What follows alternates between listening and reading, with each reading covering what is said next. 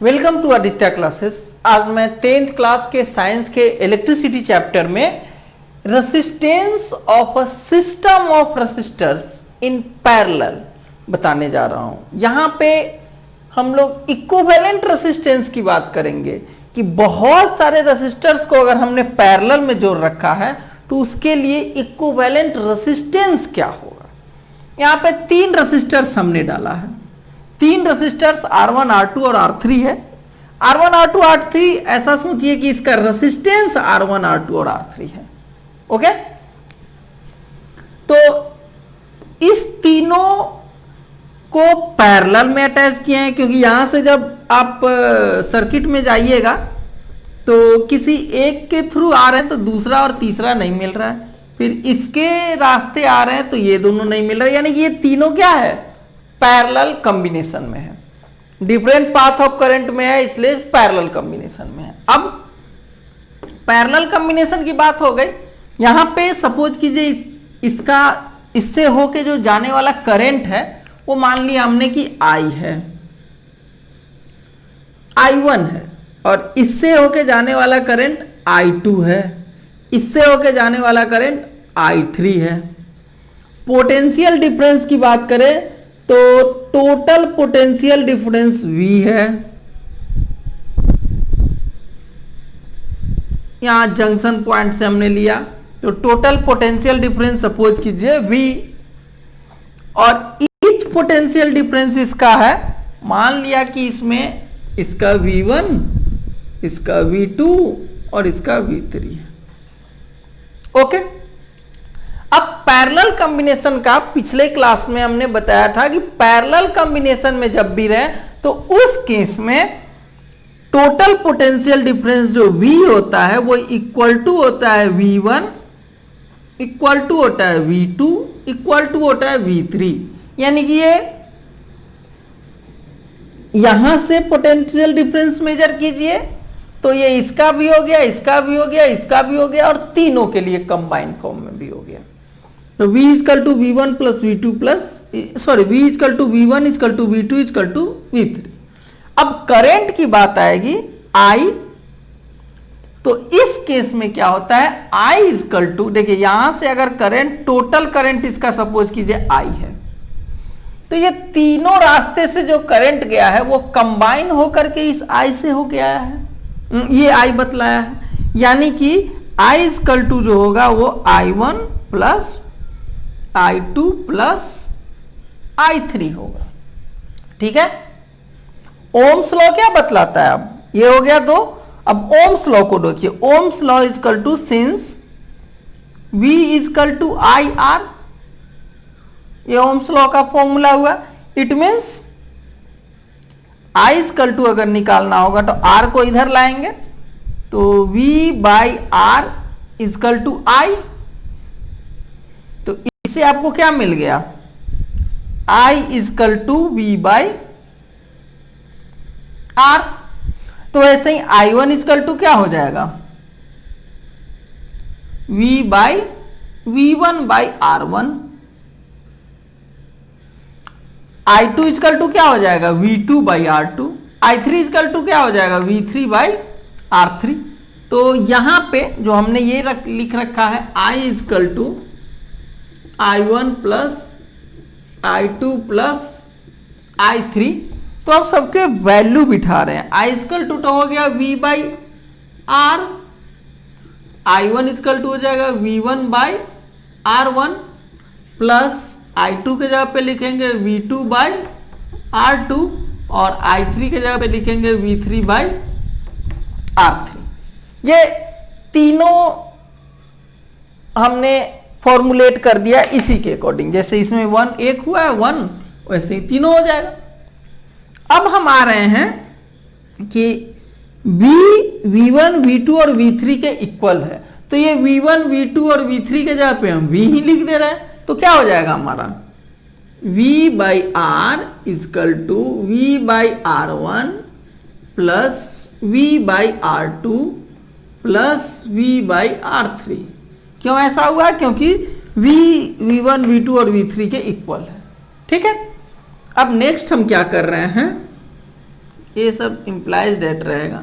Next क्या हो जा रहा है कि v को कॉमन ले रहे हैं, तो v को जैसे ही कॉमन लेंगे यहां पे इसकी जरूरत नहीं है, v by R equal to v को हमने कॉमन लिया तो ऊपर 1 हो गया, 1 by R one plus 1 by R two plus 1 by R three.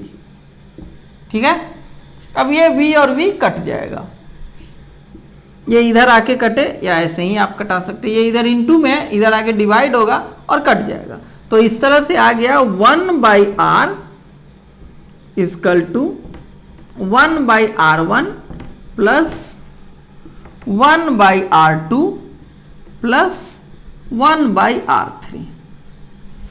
ये क्या बतला रहा है कि अगर पैरेलल कॉम्बिनेशन है बहुत सारे रेसिस्टर्स का, तो इक्विवेलेंट रेसिस्टर्स का रेसिप्रोकल, ये क्या है रेसिप्रोकल, 1 आर का रेसिप्रोकल 1 बाई आर हुआ।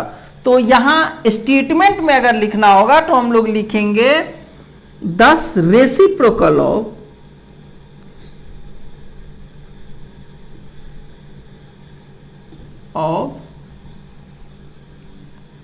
Equivalent resistance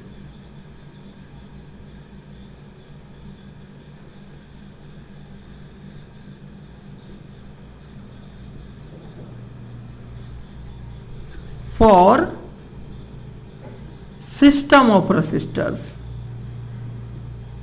system of resistors in parallel is equal to, हमने बताया कि ये पैरेलल कॉम्बिनेशन में जब बहुत सारे रेसिस्टर्स हैं तो उसके उसके इक्विवेलेंट रेसिस्टेंस का रेसिप्रोकल, ये इक्विवेलेंट रेसिस्टेंस है और 1 बाई कर दिए तो उसका रेसिप्रोकल इक्वल टू होता है सम ऑफ, ये भी रेसिप्रोकल है, reciprocal of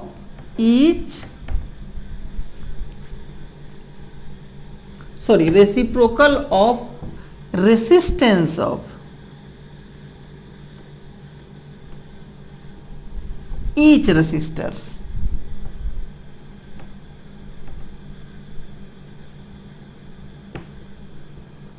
okay, each resistors के रेसिप्रोकल को अगर ऐड कर देंगे तो इक्विवेलेंट रेसिस्टेंस का रेसिस्टर मिल जाएगा। यहां पे ईच रेसिस्टर के रेसिस्टेंस का इक्विवेलेंट है और उसको हमने ऐड किया तो मिल क्या गया, इक्विवेलेंट या टोटल रेसिस्टेंस का ये रेसिप्रोकल, यानी कि इनवर्स, मल्टीप्लिकेटिव इनवर्स। ये हमारा मेन फॉर्मूला बना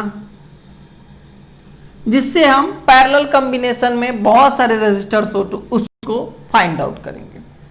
अब इसमें थोड़ा सा एडिशन मैं कर दे रहा हूं कि अगर कोई दो रेसिस्टेंस होगा, सॉरी दो रेसिस्टर होगा, यहां पे 3 रेसिस्टर बनाया हमने इसलिए इतना कॉम्प्लिकेटेड फॉर्मूला होगा।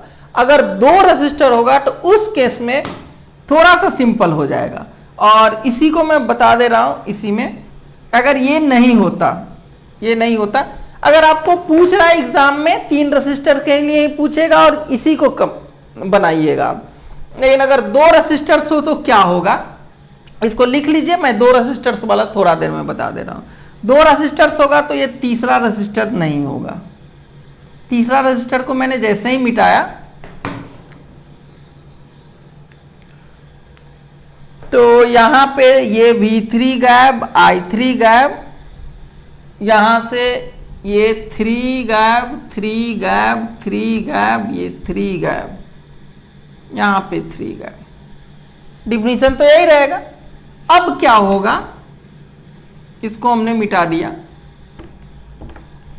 अगर 2 रेसिस्टर्स होंगे तो 1 by R equal to 1 by R1 और प्लस 1 बाई R2।